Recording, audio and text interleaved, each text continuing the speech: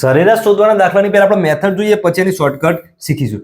3 સંખ્યાની સરેરાશ 7 આપેલી છે. જો ચોથી સંખ્યા ઉમેરવામાં આવે તો સરેરાશ 8 થઈ જાય છે. તો ચોથી સંખ્યા કઈ? તો પહેલા સંખ્યા કેટલી હતી? 3. સરેરાશ કેટલી હતી? 7. 3 ગુણ્યા 7 કરવાના, કેટલા મળશે? 21. હવે નવી સંખ્યા 1 ઉમેરાય છે, મતલબ કે 4 થઈ છે. સરેરાશ કેટલી થઈ છે? તો 8 થઈ છે. તો 4 ગુણ્યા 8 કરી દો.